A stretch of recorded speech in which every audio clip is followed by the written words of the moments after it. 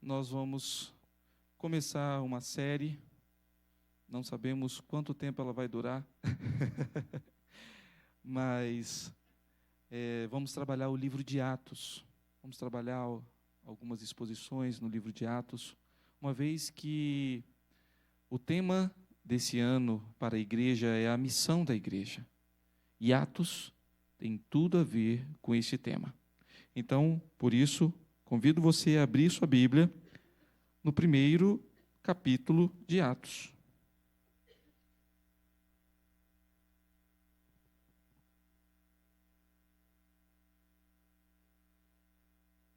Primeiro capítulo de Atos, nós vamos ler do verso 1 ao verso de número 11.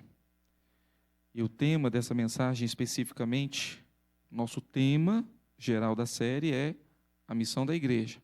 Mas o tema do sermão aqui, da mensagem, é preparando-se para cumprir a missão. Atos, capítulo 1, do verso 1 ao verso de número 11, diz assim a palavra do Senhor. Eu farei a leitura, os irmãos, por favor, acompanhem. Escrevi o primeiro livro, ó Teófilo, relatando todas as coisas que Jesus começou a fazer e a ensinar, até o dia em que, depois de haver dado mandamentos por intermédio do Espírito Santo aos apóstolos que escolhera, foi elevado às alturas. A estes também, depois de ter padecido, se apresentou vivo, com muitas provas incontestáveis, aparecendo-lhes durante 40 dias e falando das coisas concernentes ao reino de Deus. E comendo com eles, determinou-lhes que não se ausentassem de Jerusalém, mas que esperassem a promessa do Pai, a qual disse ele: de mim ouvistes. Porque João, na verdade, batizou com água, mas vós sereis batizados com o Espírito Santo, não muito depois desses dias. Então, os que estavam reunidos lhe perguntaram: Senhor, será este o tempo em que restaures o reino a Israel? Respondeu-lhes: não vos compete conhecer tempos ou épocas que o Pai reservou pela sua exclusiva autoridade, mas receberei poder ao descer sobre vós o Espírito Santo, e sereis minhas testemunhas, tanto em Jerusalém, como em toda a Judeia e Samaria, e até aos confins da terra. Ditas essas palavras, foi Jesus elevado às alturas à vista deles, e uma nuvem o encobriu dos seus olhos. E estando eles com os olhos fitos no céu, enquanto Jesus subia, eis que 2 varões vestidos de branco se puseram ao lado deles. E lhes disseram: varões galileus, por que estáis olhando para as alturas? Esse Jesus, que dentre vós foi assunto ao céu, virá do modo como vistes subir. Vamos orar mais uma vez? Pai querido, em nome do Senhor Jesus, nós clamamos ao Senhor que ilumine, ó Deus, a nossa mente com a iluminação do Teu Santo Espírito, para que venhamos a compreender, não somente intelectualmente, mas compreender conforme a ação do Espírito Santo em nós, de maneira que possamos nos alegrar com essa palavra e possamos, ó Deus, obedecer a essa palavra. Em nome do Senhor Jesus que oramos. Amém. Por que o livro de Atos tem tudo a ver com o tema A Missão da Igreja? Porque ele é o livro que relata o início da missão, que seguimos até hoje. Parece que tem um grupo musical chamado Atos 29, né?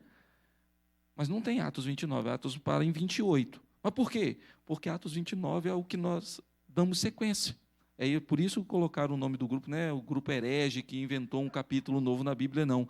É porque a intenção do nome da banda é justamente mostrar que ali terminou em Atos 28, mas nós continuamos, nós somos o Atos 29, porque a missão que o Senhor deu é a missão que aquela igreja, começou com aquela igreja, a igreja que nós chamamos de igreja primitiva, mas continua até os dias de hoje. Não somente aqueles 12, ou aqueles 120, ou aquelas 5.000 pessoas iniciais, 3.000, depois 5.000, mas a todos aqueles que estão espalhados por toda a terra, a todos os confins da terra.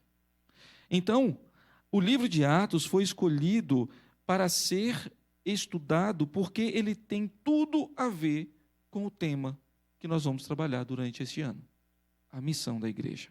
Este livro mostra que tudo o que Jesus fez e ele ensinou deu-se e ainda se dá na continuação pela igreja do Senhor.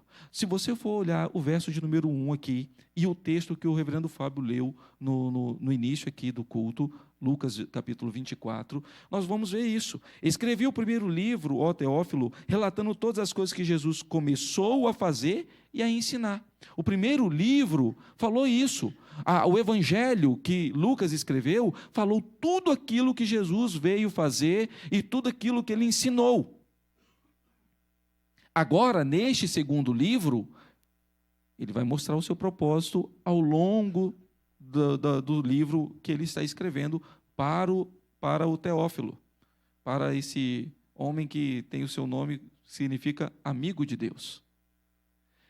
Observem, queridos, que o livro de Atos, ele descreve os primeiros cristãos organizados em igreja, ele detalha o viver interno e externo desses irmãos e irmãs.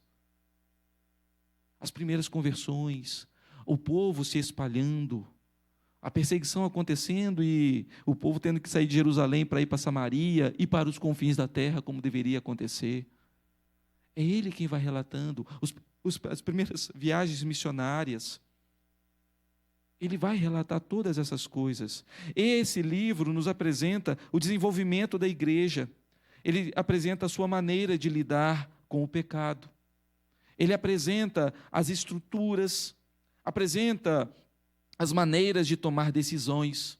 Lá no capítulo 15 mesmo, nós vemos uma reunião conciliar. O primeiro concílio acontecendo em Atos 15.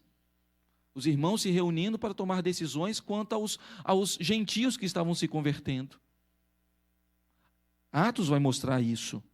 Ele vai mostrar a sua visão estratégica. Quais foram as estratégias que Paulo usou, que Pedro usou, que os irmãos usaram, né, para poder pregar o evangelho em determinadas cidades. A gente vê isso.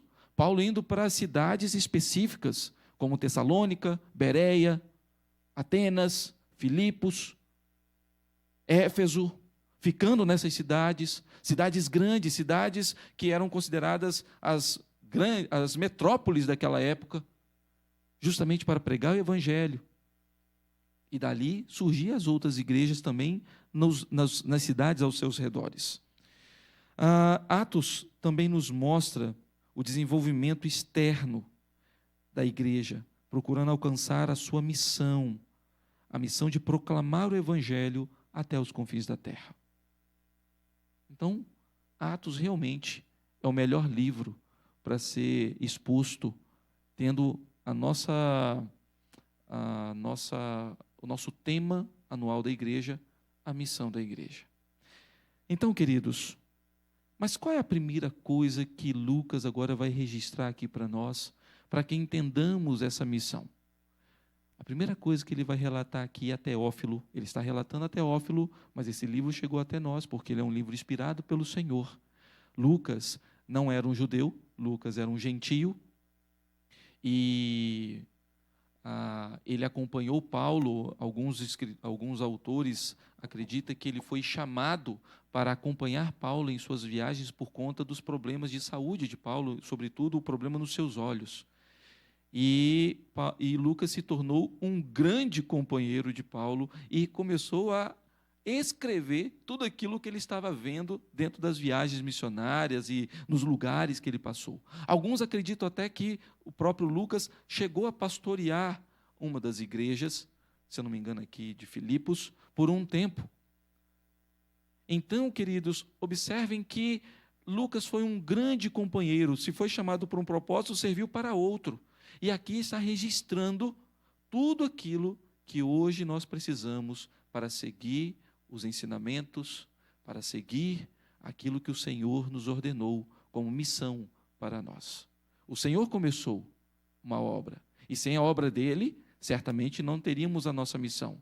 Mas ele, como o reverendo Fábio falou aqui, ele completou a missão.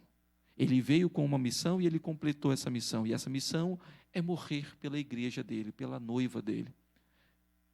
Ele fez isso. ele viveu, ele pisou nessa terra, ele sofreu tudo aquilo que precisava sofrer para que pudesse se tornar o nosso sumo sacerdote, como diz o livro de Hebreus. E agora, ele morreu pela sua igreja, para que a sua igreja fosse salva. E ele deu um ensinamento a essa igreja, e ele deu uma missão a essa igreja, e nós conhecemos essa missão. Está relatado nas Escrituras Sagradas. E agora, a igreja está sendo preparada para cumprir essa missão. E agora Lucas registra aqui as credenciais daquele que é o dono da missão. O dono da missão não é a igreja. A igreja é o agente para cumprir a missão. O dono da missão é o Senhor. O dono da missão é o Senhor. E por isso Lucas mostra justamente isso. A primeira coisa que nós vamos observar aqui, nesse primeiro bloco, do verso 1 ao verso de número 5, são as credenciais do dono da missão. Lucas primeiro relata a importância do que Jesus fez e ensinou, como nós lemos aqui no verso de número 1. Primeiro ele veio, ele deu o exemplo, primeiro ele veio, cumpriu a sua missão, ele veio e fez tudo aquilo que o Pai assim prometeu, ele cumpriu cabalmente, ensinou como os seus discípulos deveriam fazer, ensinou como os seus discípulos deveriam pregar, ensinou aquilo que os seus discípulos precisavam continuar fazendo. E agora, chegou o momento em que ele está sendo assunto aos céus. No verso 2 mesmo, Lucas vai registrar justamente isso. Até o dia em que, depois de haver dado mandamentos por intermédio do Espírito Santo aos apóstolos que escolhera, foi elevado às alturas. Então, agora, Lucas está fechando esse momento para poder falar sobre o outro momento. Lucas agora destaca que o dono da missão é o Jesus ressurreto. Jesus veio, cumpriu a missão, mas a missão precisava ter um desfecho. E que desfecho era esse? A ressurreição de Cristo. Falar somente sobre a morte e não destacar a ressurreição, a mensagem está incompleta. E isso que Lucas agora começa a fazer no verso de número 3. A estes também, depois de ter padecido, se apresentou vivo, com muitas provas incontestáveis. Teve muitas testemunhas.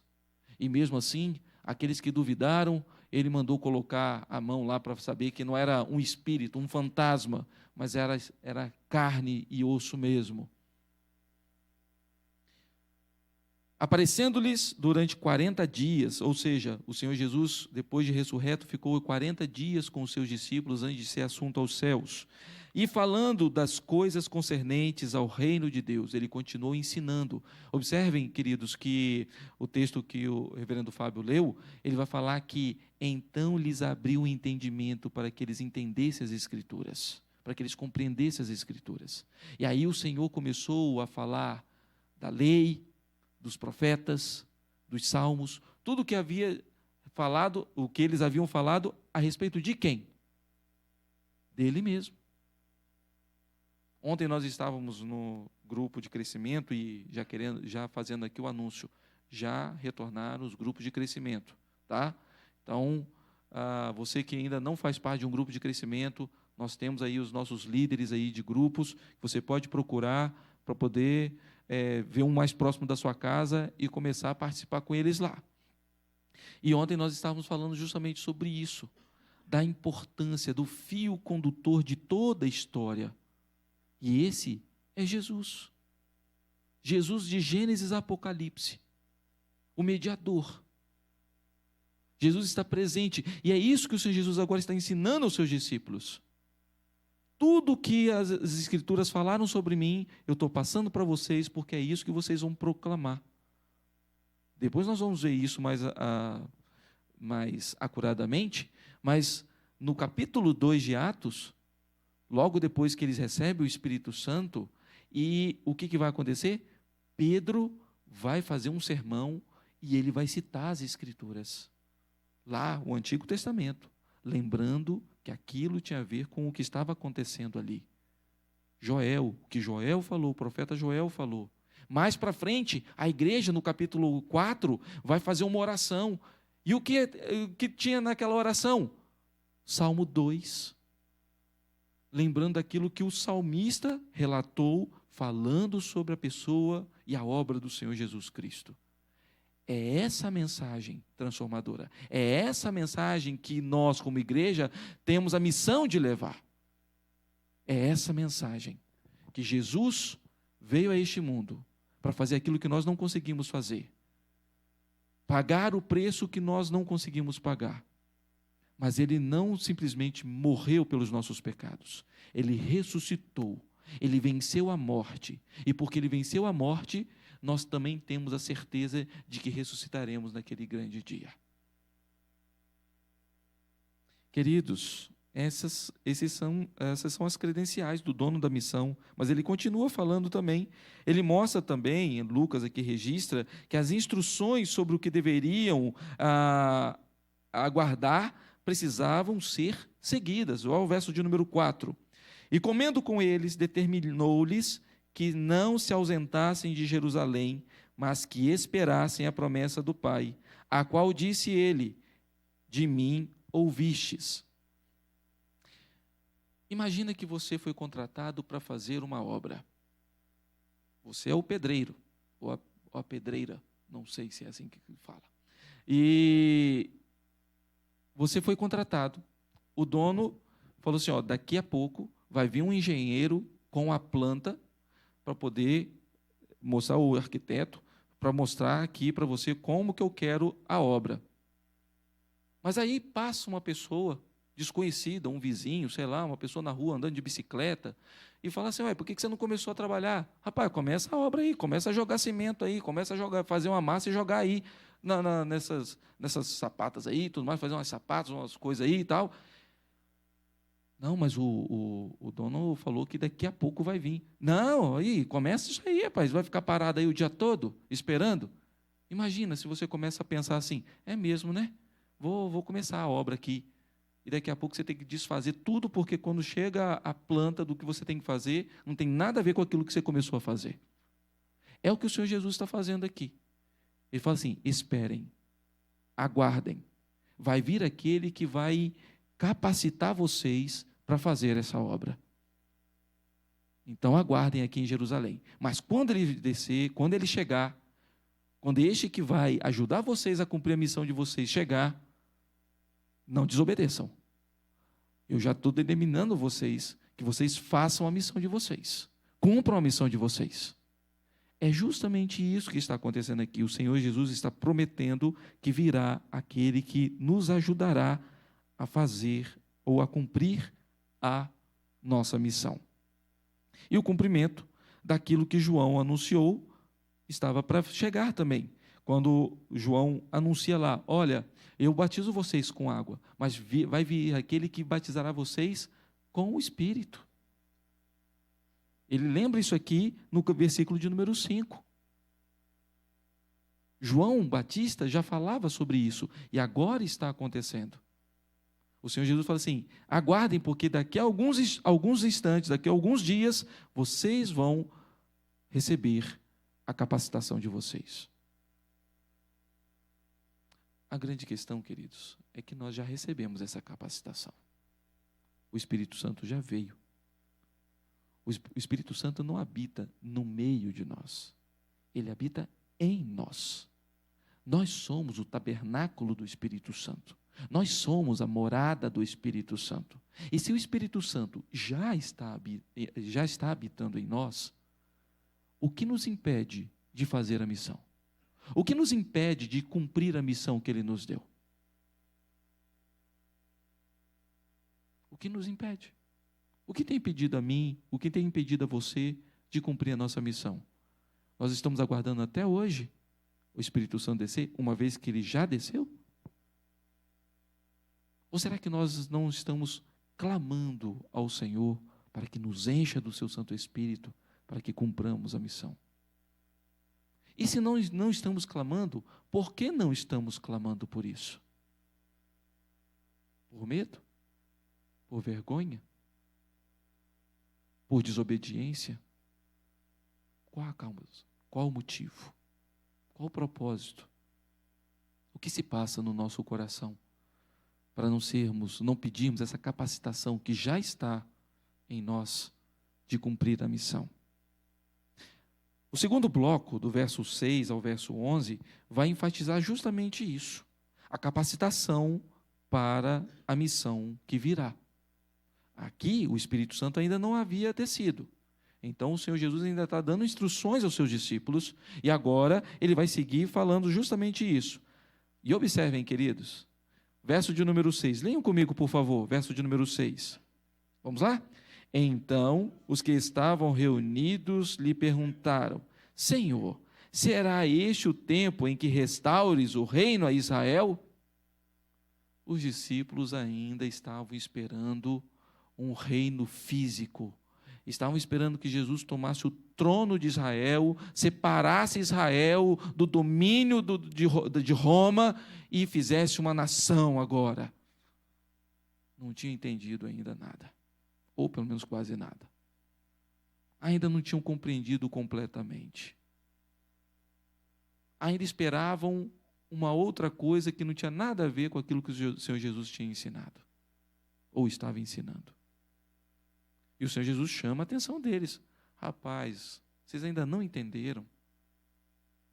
Vocês ainda não compreenderam que o que vocês estão querendo aí não tem nada a ver com o que eu estou ensinando para vocês? O reino que eu estou falando não tem nada a ver com separar Israel do domínio de Roma. Eu estou falando sobre o reino de Deus, o estabelecimento do reino de Deus. O que vocês querem não compete a mim ou a vocês saberem o tempo, a hora que isso vai acontecer. É a hora que Deus quiser, é a hora que o Pai quiser que aconteça. Mas o que eu estou falando é que vocês receberão o poder quando descer sobre vós o Espírito Santo.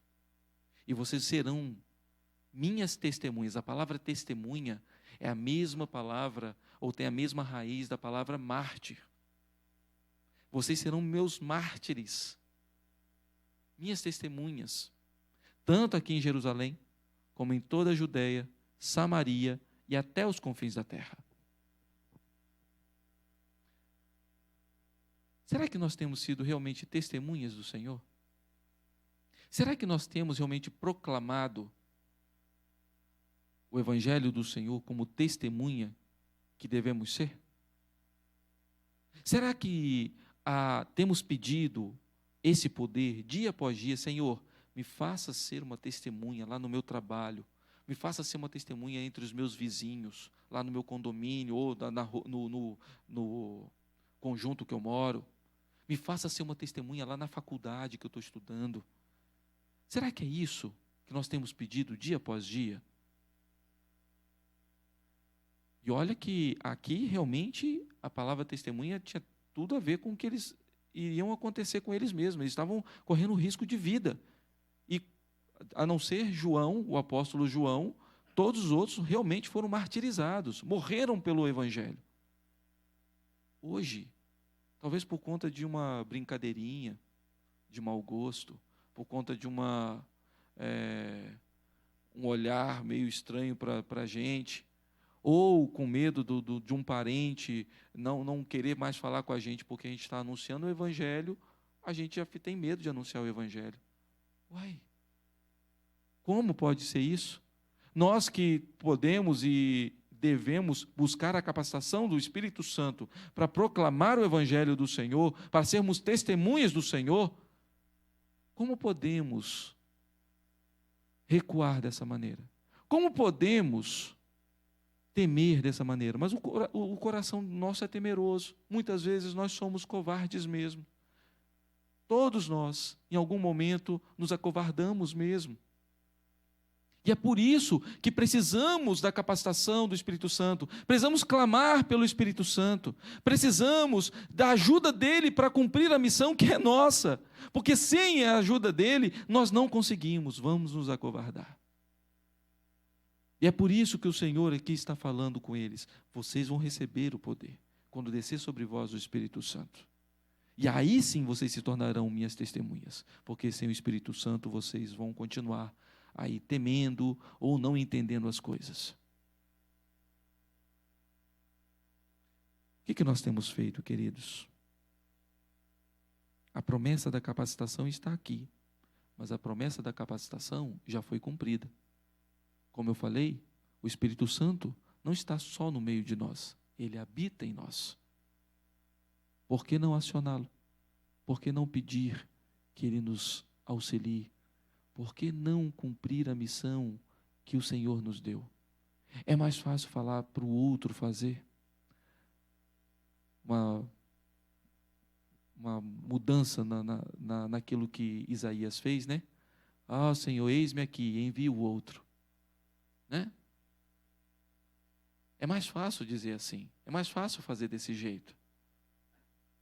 Mas a missão, queridos, é minha e sua. A missão não é simplesmente da liderança da igreja. A missão não é simplesmente dos professores de escola dominical. A missão não é do conselho missionário da igreja, ou somente deles. É de todos nós. Sabe por quê? Nós vamos ver isso depois mais acuradamente também, como nós vamos estudar todo o livro, ou pretendemos assim fazer. No capítulo 8, acontece uma grande perseguição. Diz o texto, depois da morte de Estevão, diz o texto que os apóstolos ficaram em Jerusalém, e a igreja se dispersou. E chegou o evangelho em Samaria, e eles foram pregando o evangelho. Quem? Os 12? Os 12 estavam em Jerusalém. Quem foi pregando o evangelho? A igreja. Porque a missão não era dos 12. A missão era da igreja. E ainda é, e sempre será, enquanto o Senhor nos manter aqui e não nos levar para a eternidade. Então, queridos, a missão é minha e sua. A capacitação Ele já nos deu. Por que não pedimos essa capacitação?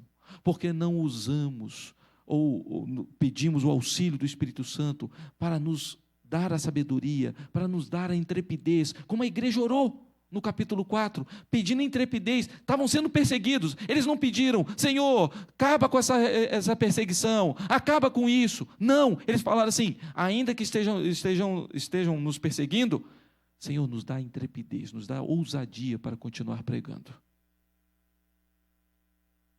Por que nós não pedimos a mesma coisa? Do que nós temos medo? Do que nós estamos fugindo? É mais fácil vir à igreja, sentar confortavelmente, levantar quando vai ler o texto bíblico, ajoelhar quando pede para orar pela confissão de pecados, cantar alguns cânticos e alegrar o nosso coração, e depois voltar para casa. Mas isso não foi o que nós fomos chamados para fazer. Nós temos uma missão e precisamos cumpri-la. Aqueles homens receberam o consolo e o encorajamento. Verso de número 11 diz assim: e lhe disseram, varões galileus, por que estáis olhando para as alturas? Esse Jesus que dentre vós foi assunto ao céu, virá do modo como viste subir. Eu fico imaginando a cena, os discípulos olhando o Senhor Jesus subindo, aí o Senhor Jesus some entre as nuvens, e eles continuam olhando como se ia fazer, vai voltar quando? E agora? Ele sumiu, eu não estou conseguindo ver não. Você está vendo aí, Pedro? Não estou vendo não. E você aí, Tadeu? Não, também não estou vendo não. Bartolomeu, está vendo? Não estou vendo não. Uai, e agora? E olhando para cima, esperando alguma coisa, esperando a capa de Elias cair, né? Não. Aqueles homens agora foram encorajados por aquele anjo, que falaram assim, olha, da mesma maneira que vocês estão vendo ele subir, ele também voltará. Essa é a mensagem que nós também passamos, faz parte do Evangelho do Senhor, faz parte da nossa missão lembrar dessa promessa gloriosa que o Senhor Jesus voltará. Ele não somente morreu na cruz pelos nossos pecados, ele também ressuscitou para garantir a nossa ressurreição, a nossa salvação. Ele não simplesmente ressuscitou, mas ele também foi assunto aos céus para preparar o lugar que ele prometeu a cada um de nós. Ele não simplesmente foi assunto aos céus, mas ele voltará para buscar a sua igreja. Até mesmo quando nós participamos da ceia, como nós fizemos domingo, quando o apóstolo Paulo escreve a sua primeira carta aos Coríntios, ele vai falar justamente isso. E anunciais a morte do Senhor até que ele venha. Porque quando nós tomamos a ceia, nós não simplesmente relembramos aquilo que o Senhor Jesus fez, mas confirmamos que cremos que tudo o que ele fez e tudo aquilo que ele prometeu será cumprido, foi cumprido e será cumprido. Nós cremos. É por isso que é um meio de graça, é por isso que a nossa fé é fortalecida, porque nós reafirmamos aquilo que cremos. Um dos motivos por ser um meio de graça. A nós, aqueles homens foram encorajados e consolados com essas palavras do anjo.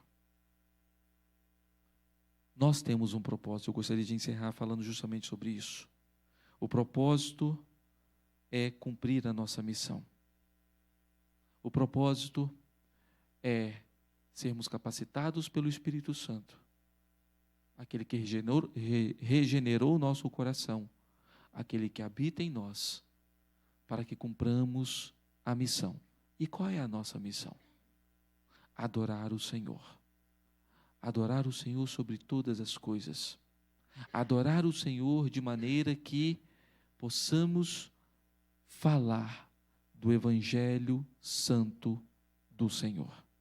E o Evangelho, queridos, não é outra coisa senão aquilo que Jesus fez e quem Ele é. Você sabe quem é Jesus? As credenciais dele estão aqui.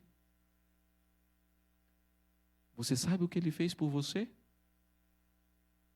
Se você sabe quem Ele é e o que Ele fez, e você não sabe simplesmente intelectualmente, mas você já experimentou isso pela ação do Espírito Santo no seu coração, então você tem todas as armas à sua disposição para cumprir a missão da igreja. Que o Senhor nos abençoe. E esperemos aí, vamos esperar as cenas do próximo capítulo, né? Em nome de Jesus. Vamos colocar de pé e vamos orar?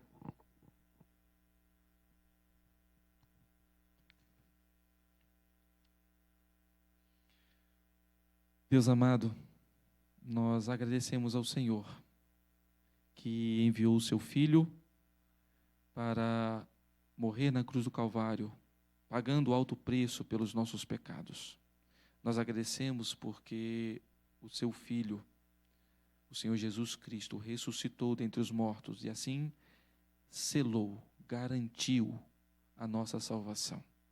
Nós agradecemos ao Senhor porque o teu Filho, Jesus Cristo, foi assunto aos céus. E agora Ele está preparando o nosso lugar. Ele foi preparar o lugar porque foi isso que Ele assim anunciou. Nós agradecemos ao Senhor, porque cremos que o teu Filho voltará. E a tua palavra é fiel.